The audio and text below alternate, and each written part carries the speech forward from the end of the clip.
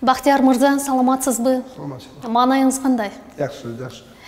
Буга чейин берген маектериңизде бир өкөндө биз тобу бул жыл уюшулган, анан бизге мынча жыл болду деген сыяктуу маектерде ушул суроолор көп берилип, анан мындай айткандан дагы тажап калдым деген сыяктуу ой пикир айткан экенсиз да.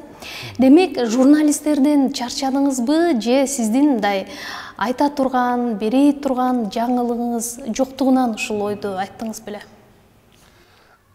Жок, мен эл билет го дедим да, баягы кечкеле бир биз тобунун эмеси 1992-жылы тиги балдар составдамда болгон деп жүрүп берген сайын ошолорду айтам да. Кечкеле элге башка тамак берели деген майнда айтсам керек. Негизи журналисттердин негизи өзү баягындай эмеси шарты боюнча ушундай эле. Качан төрөлгөн сөз, группаңыз качан эме алып тура эле суроо. Негизи ошо бирөөгө тийсе керек. Айтыңызчы, соңку 3-4 күндөн бери сиздин ысымыңыз социалдык түйүндө байма-бай айтыла баштады. Өзгөчө буй-буй деп аталган чыгармаңыз бул өзүнүкү эмес, автордук эмес, бул чет өлкөлүк ырчылардыкын урдап алган деген сыяктуу маалыматтар чыгып кетти. Анан сиз муну кандай кабыл алдыңыз өзүңүз? Бул сөз негизи өзү сизди териктирдиби? Же мындай кадыресе көрүнүшпү? Кадыреседен, ошондой эле. Негизи бул буй-буй чыкканда көп эле жыл болду, 15 жыл болду. Биз тобуна 30 жыл болсо, өзүмө 52 жыл болсо, буй-буйга 15 жыл болду. 15 жылдан бери бул эми популярдуу болгонду, где-то 7-8 жыл болуп калды. Анан бул плагиат, бирөөдүкү нарбер деген ошол улам эле жыл сайын эле ушундай чыгып атат. Бирок өткөндө эмеде деп коюптур, баягы английский бир групп эмени, анан Боря Ташкентский деген ырчы бар. Анан ошонун экөөнүн алар бири-биринин тигиники окшош да.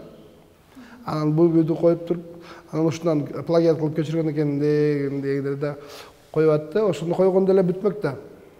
Негизи бүтпөдө, значит бул биздин эрекен, эгенелейт да. Буй-буйду сөзүнү, обонуну, аранжировкасыны ырдагандырында өзүм ырдагам. Андан кийин башка улуттун өкүлдөрү которушту. Мен ага да сүйүндүм. Себеби биз башка улуттун ырларын да которуп биздикилер ырдап жүрбөйбү? Даже меники дегендер да бар кыргыздардын арасында. Ошого мен бир чети сыймыктандым. Ошо биздин кыргыздын ырларыны ошолор которуп, балким меники деп ырдап жүрөт. Балким ошо меники дебей эле ошо обондордун ырдап жүрүшөт. Бул биз үчүн, мен үчүн жана кыргызстандык ошо эстрада көрөрмандарына деле сыймык деп ойлойм. Негизи жана плагиат деп айтмакчы, чет өлкөлүк бир ырчынын ырын коюп туруп, анан сиздикин коюшкан экен. Ал боюнча мурда кийин билчү белеңиз, ал ырчы жөнүндө маалыматыңыз бар беле? Мурда билгем. Бул ырды чыгара электе сиз билген белеңиз? Бул мурда Боря Ташкентский дегендин ырын уккам. Ошо буй-буй деп башкача эле ал. Буй деген жер бар. Буй эмес. Бирок андан сиз идея урдаган эмессиз. Жок, андан эмес. Ал обон да бөлөк, мотив да бөлөк. Эч эмес жок.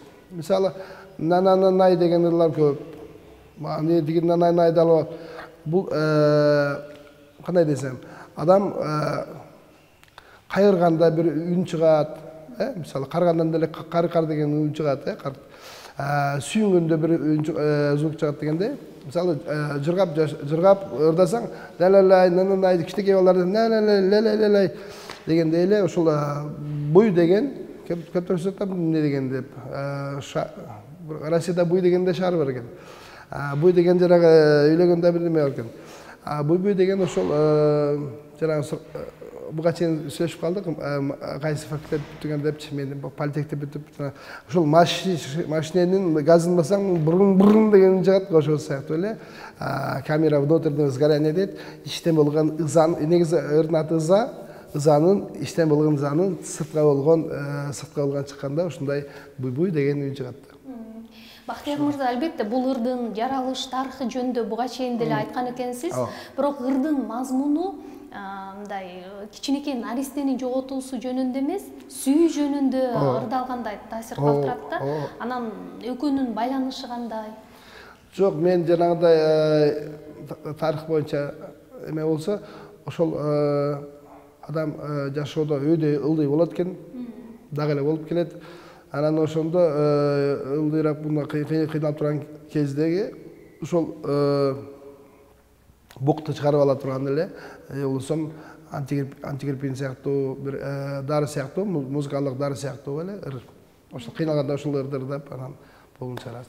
Ошол мага эме мен менен мага чалып ошол жигиттер, кыздар, бактареке ошо катуу кыйналганда, катуу эметкенде, депрессия болгондо ушул ырыңызды коюп, катуу коюп дейт, ошо менен кошулуп ырдап бугумду чыгарып алам дейт. Демек ошо менде максатыма жетип ошол. Балким ошол азыр угуп аткан башка тиктокерлер дейбиз, башкалар, ошолор дагы ошолорду угуп, балким бугумду чыгарып аткандыр. Айтыңызчы, ар бир эне үчүн бала баарына бирдей да, энеге баардык баласы бирдей эле. Анан сиз үчүн репертуарыңыздагы көптөгөн ырлардын ичинен өзгөчө жакыны кайсы? Ушул буйбуйбу же башкасы? Баары эле бирдей эсеп аткан. Сиз өзүңүз башында жооп берип коюп, кайра сурап койдуңуз. Ошо бирдей эле. Балким мен ушул мүмкүн сизди Бактияр Токторов катары тааныттырган чыгармаңыз ошо чыгар. Мүмкүн. Себеби дегенде бул мурда эле биз баягындай Периштем 1, Периштем 2, Периштем 3 деп 15 альбом жазганбыз. Ал балким биздин базарыбыз, музыкалык базарыбыз Кыргызстанда эле ичи болсо, эми интернет айдыңы кеңейип, кыргыз жарандарды эле бул жака Америкага, бул жака Кореяга чыгып, биздин жарандарды кеңейип, ошол чоңураак баягындай музыкалык эмеге ошол буйбуй алып чыкты десек болот. Азыр сизди көпчүлүгү мындай той ырчысы катары кабыл алып калды көрүнөт. Бул сизди териктирбейби? Жок. Илгери мындай эле да. Илгери тойдо ырдаган уят эле да. Уят эмес эле просто мындай. Тойдо айылдан, тойлордон ырдап ушундай эле да. Анан эмерчилер болсо сахнадан ырдачу эле, концерт койчу эле. Анан ошондой калган сөз. Мен тойдун ырчысы эмесмин. Мен деген тигинде мындай деп. Азыр эң жакшы көргөн ырчыларды ошо тойго чакырышат элдерчи. Муну өкмөт эметкен жок, эл өзү эле. Нак элдик депутаттар дегендей, нак элдик президент дегендей, нак элдик артисттерди элдер тойго чакырып атат. Демек сиз өзүңүздү элдик ырчымын деп эсептейсиз? Десе болот да. Анан муну мындай кээ эмеси бар, диплому күчтүүрөөк артисттер айтып коюшу мүмкүн. Мен тойдун ырчысы эмесмин. Тойдун деңгээлине түшүш керек депчи. Себеби анын тыйыны деле жок болушу мүмкүн, балким эл колдогон эмеси эле азыраак болушу мүмкүн да. Ошондуктан эл мисалы мени тойдун ырчысы дей турган болсо, анда элге баягы депутаттар эметкендейчи, элге сөз тийгизе алат да. Элдин табитини, элдин эмесиге дагы абайлаш керек да, негизи. Мисалы чоңдорго тийсең, ой, мени эл шайлаган, сен эмне дадасың, мен деп дегенде эле бизди деле эл чакырып, тойлоруна, же башкаларына, же интервьюга комментарий жазып аткан болсо, бул деген демек жеңиш десек болот. Кандай ойлойсуз? Ошо той ырчылары мындай элдин табитин бузуп жатат деген дагы пикирлер айтылат. Сиз бул ойго кошулат белеңиз анда? Мындай да. Кандай десем, артист мен өзүм булбул дебейм го. Булбул жумуртка басса дейт. Ошол 10 жумуртканы басса, ошонун бирөө экөө булбул болуп чыгат экен да. Калаган чымчык болуп калат. Эми тойлорду эл ич өнөргенчи дейт. Эмненин табитин бузуп атат мисалы үчүн. Ар ким өзүнүн көз карашына жараша, өзүнүн табитине жараша ырдайт. Кээ бир ырчылар болсо фольклорду ырдайт, кээ бир ырчылар джаз ырдайт. Музыканда эмелер бар да мында бөлүк.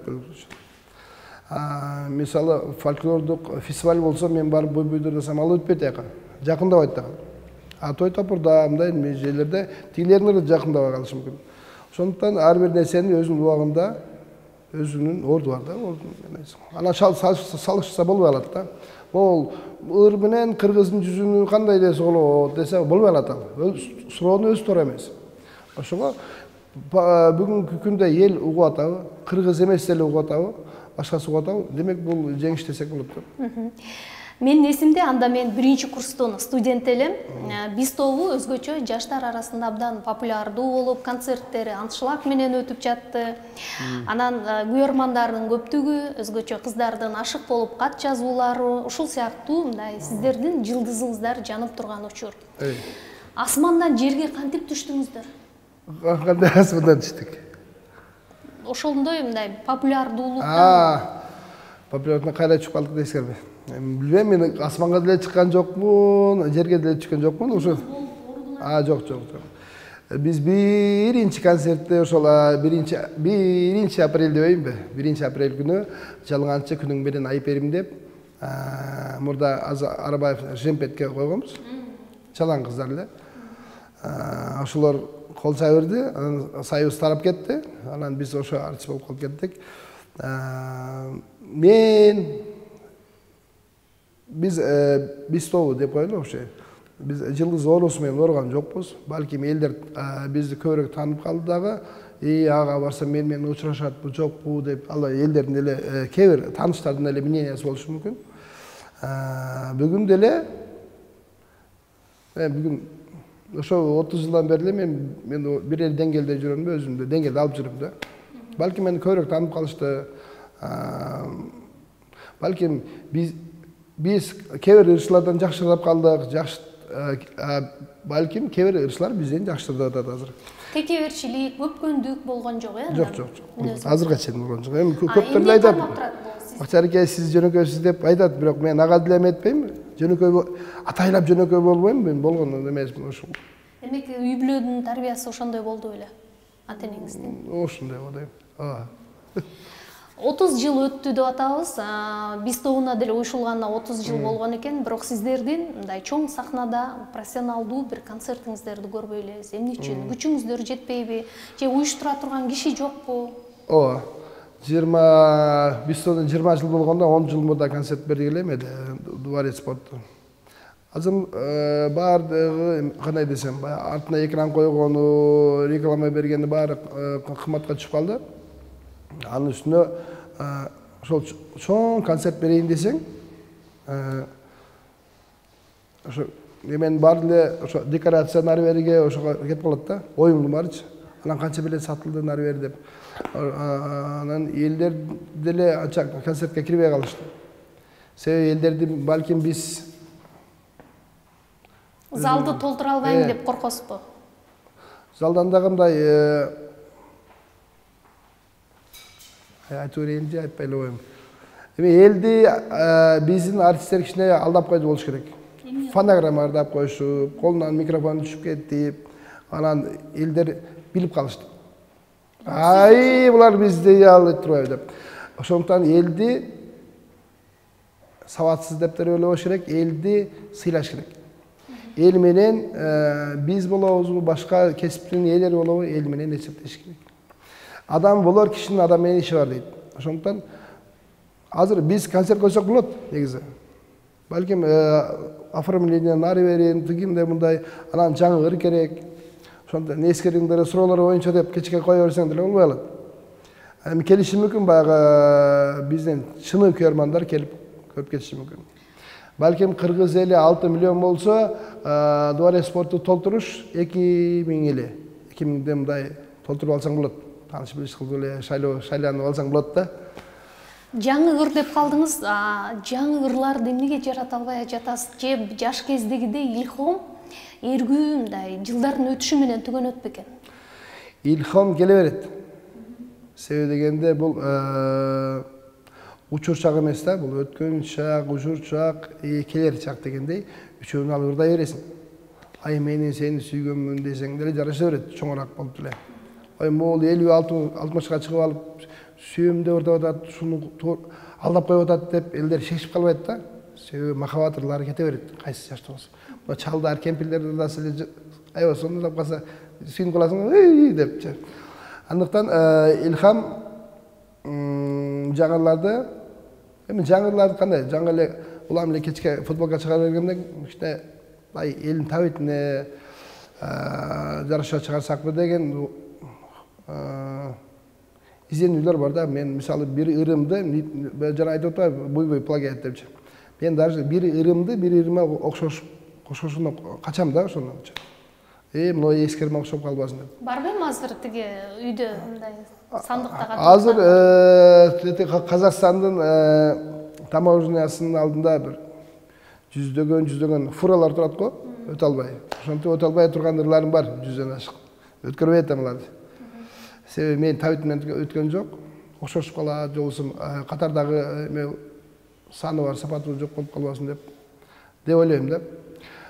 Бул чыгарган ырларымды балким буларды деле эмес, көбү деле сапаты жок болуп калышы мүмкүн. Мурда кандай эле? Мурда жылда бир альбом чыгарчу элек да. 92-жылы Периштен 1, 92 эле күзүндө Периштен 2, ал альбомдордо 15-тен ыр бар. Арасында 3-4 жакшы окуган балдар, кыздар дегенде 3-4 жакшы болот, калганы мындай эле составка кошуп кое бересиң. Истон жаңыларды. Айтыңызчы, мисалы, Орусияда крутой жаш курагы 65-ке келди. Сиз да орто жашка келдиңиз, бирок ошол эле крутой Димаш менен сонун дуэттер тырдап чыкты. Ал аудиториясын жашартты. Жаңы аудитория, жаш аудиторияны өзүнө топтой алды да. Сиз деле сиздин ырларыңызды, мисалы, хит ырларыңызды ырдаган, жакшы көргөн жаш жигиттер, кыздар бар. Ошолор менен эмне үчүн дуэт ырдап чыкпайсыз? Мындай профессионалдуу жаздырсаңыз болот беле жок? Ошо көп айтышат, биз менен чогурдабайсызбы, чогурдап чыгалы деп. Анан мен ошолордун деле качам, өзүңөр дагы эмнеге качасыз? Ырдай албайм деппи? Мен темсил этпей өзгөлөр дагы деп коюп. Жок, ырдаса болот, негизи билбейм мен ошо. Эмне кармайт сизди? Жок, кошулуп ырдай албайм да мен. Балким алар мен да ырдай албай, мен алар да ырдай албай калам. Алардын немеси стили бөлөгөрөөк да. Близма деген бар, деп бериши мүмкүн. Мени аксакал катары сыйлашы мүмкүн, катуу көбүрөөк сыйлап коюшу мүмкүн, анан ыр бузулуп калат. Анан мен өзүм деле эң күчтүү сынчы өзүммүн. Өзүм мен турдум, билем да, мага жарашпайт, болбойт депчи. Сизге мындай обончу, аткаруучу болуп жүргөн бир корифейлердин сын пикирин угасызбы? Айтышабы, жокпу? Же аларды кабыл алгыңыз келбейби? Жок, азыр эчкимге эчтеке дебейт, ошо телефондо эле комментарий жазып коет. Бирок өзүңүз мисалы угайын деп кайрылган учурлар болду беле жашооңузда? Эгер ачык айтсак. Жок, мен балким менде музыкалык билим жок да. Ошо музыкалык билим алайынбы дегенде сиз айткан кишилер албай эле кой. Себеби сен мындай сууда кенен сүзүп үйрөнүп калдың дейт, каалагандай. Анан бул жери тротуар, бул жери трасса, бул светофор, зеленый күйсө өтөсүң, анан рамкага түшүп каласың дейт. Билим алгандан кийин ушинтип калат экен да. Анан билбейм, ушундан албай калдымбы, же институт бүткөндөн кийин ошо жылда гастролдоп жүрүп, кол тийбей калды окшойт деп коем. Айтыңызчы, өзүңүздү мындай таланттуу оончу, аткаруучумун деп эсептейсизби же эмгекчилби? Экөөнүн айырмасы бар. Эмгекчил деп айта албаймын. Таланттуу деп айта албайм, экөөнүн тең айта албайм. Мен жөн эле мындай жоктун ырчысы деп коебу, ошондой элемин. Макул, анда мындай сурайынчы. Базардан картошка жок болуп калса, мени коюп койсо ошо өтүп кетем да. Анан сонун картошкалар келсе, өтпөй калам менчи. Эгерде 5 балдык шкала менен баа кое турган болсок, өзүңүздүн талантыңызга, дариметиңизге канча коер элеңиз? Жок, мен 2 эле коюп коем. Чын ниетиңиз менен айтып атасызбы же азыр тартынып публика үчүн ойноп атасызбы? Жок, мага заслуженный бергенде деле мен айткенмин, турмес берип койду ошо деп. Сүйүндүргөн жокпу бул эмгек сиңирген артист алышыңыз? Сүйүндүргөндөн дагы мындай өзүмдү өзүм мындай сиз айткан балга койгон жокмун да. канча сиз айткан таланттуу, сиз айткан эмгекчил ошо филармонияда, драм театрда, ушундай эмеде жан дүйнөсүн берген ушундай 20 жыл, 30 жыл, 40 жыл иштеген инсандар бар да. Ошолор татыктуу деп ойлойм да.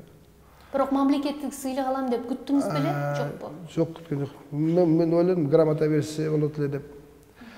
Анан кийин кичине ынанган жерим, өзүм адвокат болгон жерим. Балким ушул 30 жыл болсо азыр, 20 жылдай ошо самсалап, Кыргызстанды 40 айланып, ысыгына күйүп, суугуна тоңуп, ар кайсы жерде жатып, ушундай элдин ошол назарында музыка жагынан балким кичине кусагына тойгузуп ушул 20 жылдык эмгегиме берди окшойт деп анан өзүм эме кылдым да. Сага болот деп. Билимиң жок болсо деле сага берсе болот. Сен чындап иштедиң деп койдум өзүм. Деп койдум анан. Көрөрмандарыңыз комплиментти аябай көп айтышса керек, анан негизи мактоону жактырасызбы? Мактоо Кимге жакпайбы же? Кимге жакпайбы? Мактоо Аллага гана жарашат дейт. Негизи туура айтса, мындай көңүлүң жебиш болот да. Кандай туура айтса? Ал аябай таланттуу киши десе эмес, балким дайыма жанды урдайт, жөнөкөй десе, ошого мындай ынанып каласың, туура баамдаптыр деп иш кылып. Сүйүнүп каласың мен ошол. Кээ бирде мисалы жакшы окусаң, 5 коюп койсо сүйүнүп каласың го, эмгегимди балким мындай сен мүнөзүңдү туура эметип койсо, деп коесуң да. Албетте мындай мактаган жагат, жакшы десе сүйүнүп каласың. Сын пикирлерге кандай карайсыз? Сынды кабыл ала аласызбы? Сынды кабыл алам. Чече албайсыз? Чече албайм. Сын деле жок да мага. Эмне үчүн? Эми жанагы плагиат болбосо, жана бирдеке дебесе, балким мага сын айтса туура эле айтат. Билими жок деши мүмкүн, вокалный данные жок деши мүмкүн, ырлардын сөзү аябай начар деши мүмкүн. Мындай деңгээли бул. Мен ошолор туура эле. Мисалы мен ыр жазганда айтам го, сөзү обону баарын өзүм жазганга байланыштуу. Ошол акындарга да барып көрдүм. Айылан акындар ушундай сөздөр жаш керек. Бирок менин обонум мындай 8 же 6 эмес, мындай эмес, бирөө узунураак, бирөө кичине ошондой кайнамаста жок дейт, мындай жаза албайбыз дейт да. Ошол сыяктуу эле балким мындай ошого сөздөр балким эметип калышы мүмкүн. Ошондой сындар бар. Чыгармачыл көп адамдар учурунда мындай баш айланткан белгилүүлүктөн улам дагы мындай чоң депрессияга түшкөн адамдар бар да. Эгер бул нерсе сизге жеке таанышпы? Эгер тааныш болсо, сиз ошол абалдан кантип чыккансыз? Ошондой көп болот. Азыр деле. Кээ бирде кичине эметип койсо, өзүңдө мындай сиз айткандай, мени ошундай, мен деңгээлим мындай болсо, мындай кылып койду деген кичине эме задевать ток эмне ысыртып деп койм эле, жерге тийип кетсе. Ошентип анан кайра өзүмдү эметип калам. Негизи кандай десек, бул баягы жана жылдыз оорусунда айтып кеттиңиз, негизи бар окшойт менде деле.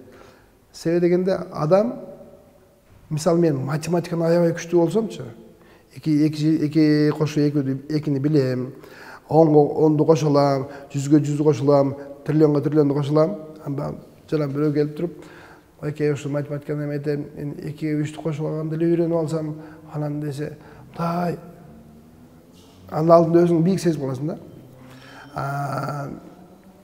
Силер деле аябай интервьюларды алып, чоңдор менен, биз окшогондор келсе, балким эмнеге чыгып атасың, эмне келбейсиңби деп койушуңар мүмкүн. Бул деген адамдын исламда айтылат, билимди, илимди зикир менен ал дейт. Ошол сыңары мындай ошол нерсе мындай аябай кыйын, бирок негизичи. Ошо өзүн контролдоп туруш. Мен мындай эмесмин, бул деген илим, просто бул деген билим, бул деген жөнөкөй артисттик, балким деп мен менен сүрөткө түшөм деген инсандар менен бар, мен сүрөткө түшөм. Кучактагандарды кучактаймын, ушундай эме жок да, мындай кыччы деп.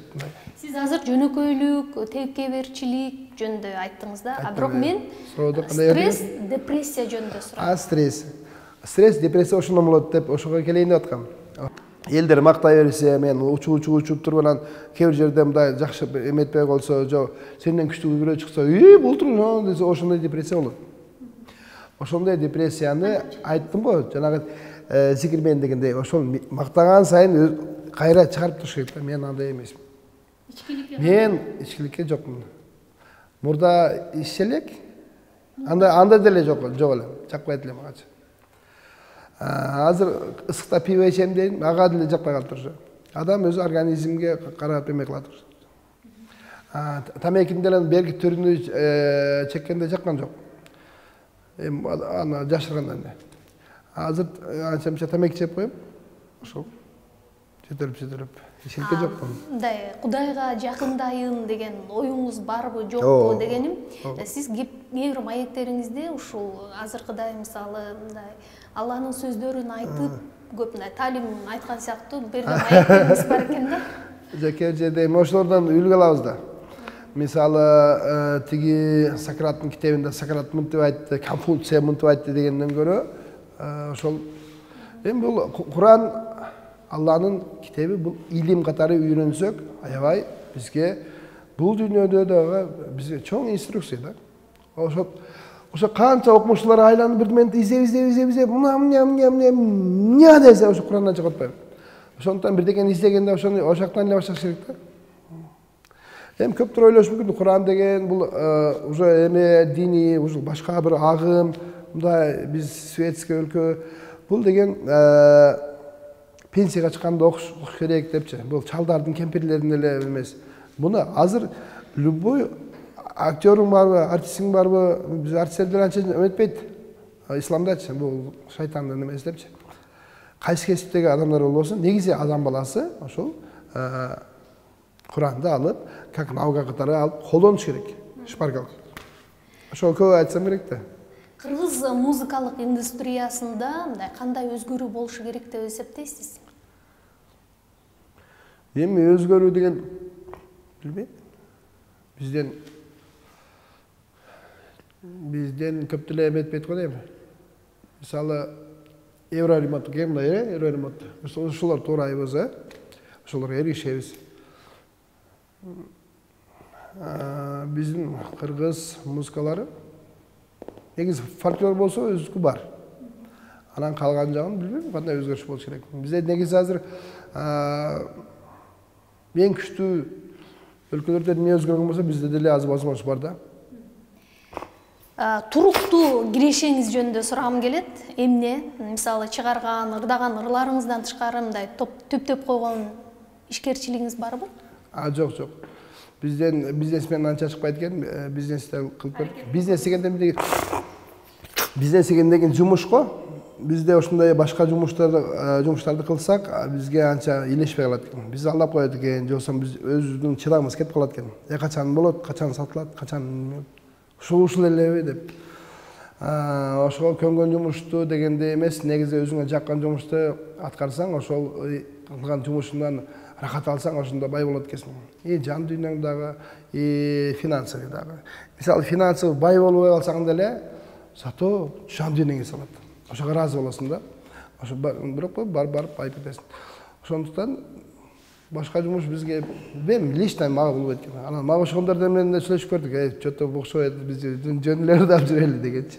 Эгер ырчы болбой калсаңыз, анда өзүңүздүн алган кесибиңиз менен иштеп кете алат белеңиз? Ырчы болбой калса, мен мурда военный болоюн дегенмин. 2 жылды Соорусто окугам.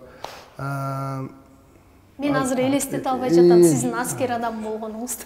Жок, ошо мен Союз кезинде Союз бузулбай калган деп иштебеппиз деп. Бул деген айла жоктон эле болуп калдык. Союз бузулуп кетип, анан гитара кармап, жепеттин кыздары кол чаба берип, анан кет. Анан ошондоп калды негизи. Кесибиңиз менен демек иштеп кетмек экенсиз. Азыр деле иштесем болот. ырчылык, аткаруучулук макул, сиздин тагдыр болуп калды дейли да. Арманыңыз барбы? Арман жок. Өкүнүч дагы. Өкүнүч да жок. Балким 2 үйлөндүм, может бир эле үйлөнмөкмүн деп коем. Эмнеден коркосуз? Мен аябай коркоптум, кечигип калгандан корком, кечигип калдым бирок бар, 5 мүнөт кечигип калдым. Жалган сүйлөгөндөн корком, бирөөдү алдагандан корком. Алдабайсыз. Ошондон корком да. Бизге сөз бердим, ошону аткарышым керек. Коркконум көп эле нерседен корком. Азыр айта берсем плагиат болуп кетиши мүмкүн. Тигин сөзүн айтып койду депчи. Акчабы же абийирби? Абийир да албетте. Бактылуу адамдардын катарын толуктайсызбы? Ооба. Эң башында турам. Макул, анда айтылбас арман, иштен жеген өкүт барбы, жокпу? Жок. Баарын тышка чыгарып салгам. Актай барактан баарын баштоо туура келсе, эмнеден баштамаксыз? Же ага эмнени жазмаксыз? Актай барактан мына келди деп азыр эле баштасам болот. Азыр тамекини ташсам болот. Чылым чегесиз азыр? Чылым чегем. Көп нерсени бирок моюн жара бербейт. Жалкоолугуңуз барбы? Жалкоолук бар. Жалкоолук качан пайда болот? Адам эме курсагы тойсо, уйкун келет го. Мисалы, ниетиң кандай болсо, акчаң көбөйсө, ошо жалкоо болуп каласың. Депутат болуп алсаң, жалкоо болуп каласың. Заслуженный артист болуп калсаң, жалкоо болуп каласың. Бир машина алсаң, жалкоо. Ошого бирдемени үмүттү мындай алысыраак кылыш керек экен да. Ошол жараткандын ыраазычылыгы үчүн билсең, анда иштей бересиң. Атак инсандык бир максатың болсо, анда бат эле жалкоо болуп, же бирөөдү керсейип ушинтип каласың. Макты адамдын катарына кошосузбу өзүңүздү? Акыркы саптарына. Ну, арасында бар. Ошол сасат да бар да. Баары чарганда менин кичине жок. Ачууңуз келип, бир койгон учурлар болду беле? Болот. Мен ачуум бат келет дагы, бат кетип калат. Бирок мындай эле келе бербейт. Өтө бир келсе мындай келип кара кетип. Эң чоң жаңылыштыгыңыз эмне болду эле? Жаңылыштык деле жок. Бар нормально. Да, жакшы. Жана айтпадым. Жалгыздык пайдалуу болушу мүмкүнбү? Жалгыздык пайда алып келиши мүмкүнбү? Ооба. Жалгыздыкта да адам өзүң менен өзүң сүйлөшөсүң. Өзүңдү өзүң сумдайсыңбы, же мактайсыңбы, же өзүңдү өзүң мындай сырттан карайсың да. Айланайын деп, же кылган баягы жакшы айтат го, акыретке өлгөндөн кийин жакшы жумуштарың сени тияка алып кетет, жаман жумуштарың сени бул жака алып кетет дегендей. Өлбөй жатып элечи мындай сиз айткандай жалгыз калып мындай баягы мыйзам таразысына өзүң коесуң да, тараза. Койсоң ошо жакшы кылган жумуштарыңга кадимкидей эс аласың да. Ой, мен анча деле жаман эмесмин, мындай кылган экенмин, бирок бул жерде мындай кылгам деп, бул дүйнөдө эле адам өзү ошол жалгыздыкта сонда эс аласың. Сиз азыр коомго кандай пайда алып келип жатам, же коомго эмне пайдам тийип атат деп ойлойсуз? Ооба. Ойлойсуң да ошо. Мендер айтат го, миссияң кандай деп. Миссияң ошол негизи максат ошол жараткандын ыраазычылыгы, жараткан качан ыраазы болот, жанагындай тигиндей мындай ата-энеңе эме кылсаң, бул жагы кылсаң, досторуңа, келинчегиңе, бала-чагаңа, коомго дегендей эле. Бул өзүңдүн эмеңден бөлөк, максатыңдан бөлөк. Максатыңа ошого деле, максатты ошого киргизсең болот, коомго пайда алып келбесең жакшы эмес да. Мен ойлойм, ошол бойбуд элдер деп жүрсө, биздики деп жүрсө, ошол деле жакшы да. Ошол балким коомго эмет кылганым. Андан сырткары мен көчөдө бирөө кол көтөрсө, билинбейт дечи, бирок ошол деле сон. Кар картаң болбосо деле мындай голосовать этип калса жеткирип коем, тыйын албай коем. Бир таш туруп калса, төбө ашууда баратсаң, суу самырда. Анан таштар кулап түшөт го, ошону токтоп алып коем. Эми элге мындай мен жарыя кылган жок, деңиз. Пайда да ошол. Кайрымдуулук кыласызбы? Кайрымдуулук кылам. Айтпай бирок жасайсыз. Аны айтсам.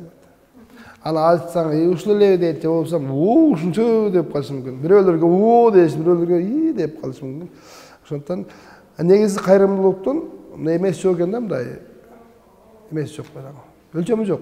Балким 5 сомдук же болбосо 10 сомдук тыйым менен 1 миллиондук тонн үйдө соо алып коесуң.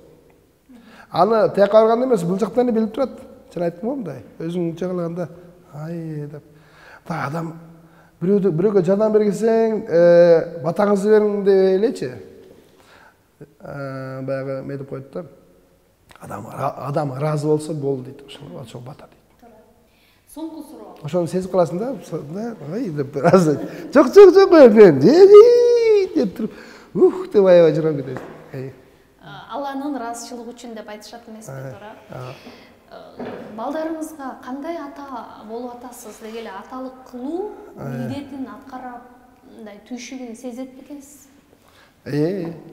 Эми ата болуу деген кандай деп? Чөн эле адам болсоң эле болду. Ата деген отдельный статустун кереги жок. Заслуженный ата деген деле кереги жок. Оор бекен? Жок, оор деле эмес, жеңил деле эмес. Эми жашоо да жашоо. Ар бир жашоонун өзүнүн кызык, кыйын жерлери бар. Мисалы кичинекей болсоң баса албайсың, кыйын, баскың келет, жыгыласың. Анан бирок таттуусуң дегенде, азыр биз ошо 50-нин тегерине чыгып калдык. Азыр ошо ата, чоң ата, тай ата дегендей жөн эле адам болуп жүрсөң эле болду, аларчы болду. Бирок сон балдарың чоңоюп, неберең эметип калса, карасаң мындай аябай рахат да. Небере бүтүп калдыңыз? Небере бүлөп негиздейм да. Билем да ошо. Себеби азыр мен 50 жашка чыкканда келинчегим төрөдү. Неберелидин айтма, небере көргөндөй эле болдум депчи. Небере ошондон билем, ошо кичинекей кызымдан кандай небере ушундай эле окшойт го деп коем да. Кээ бирлер айтат го, небере ширин экен деп. Ал эмнеге антип айтат? Менимче ал жаштыгында иштеп жүрдү, чоң атасы, чоң апасы карап жүрдү. Анан келип булар чоңоюп кетти, таяка. Анан балдар үйлөнүп, анан үн чыкпай калганда анан кичинекей неберелер келип калды. Анан ширин экен деп, анан сезип атпайбы? Мен азыр эле сезип коюп атпайм. Мен 50 жашка чыкканда кызы болуп эметсем. Канча балаңыз бар азыр? 6 бала бар.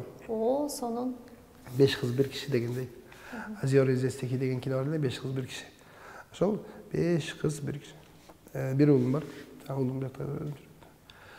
Негизи ойлойм да мен ушул адамдын эмеси баягы сүйлөгөндө, ырдаганда деле айлаш керек экен.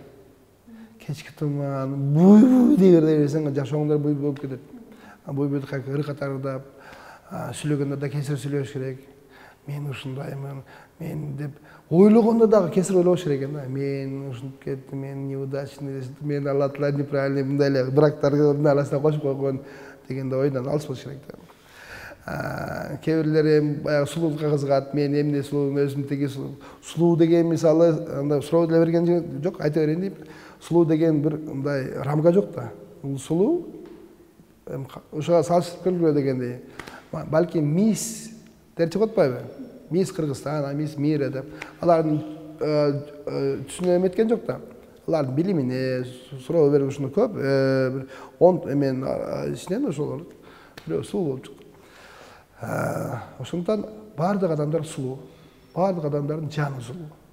Ушундай сүйлөшүп келсең, балким эметпесиң, балким сулуу эместердин арасында ошол бай сүйлөшсөң, ошол киши сага эң жакын көрүнөт, ошол эң сулуу болот.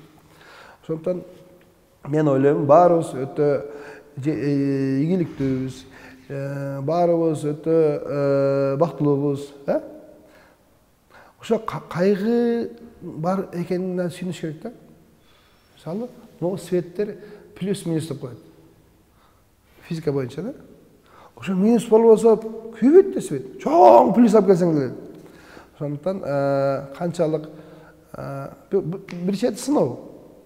Бизде баягы жаратканыбыз карап турат да, эмне кылар экен мындай. Мындай кумурска баратса, чөп коюп туруп, суу куюп коюп туруп, мындай кичинекей ушунтесиң да.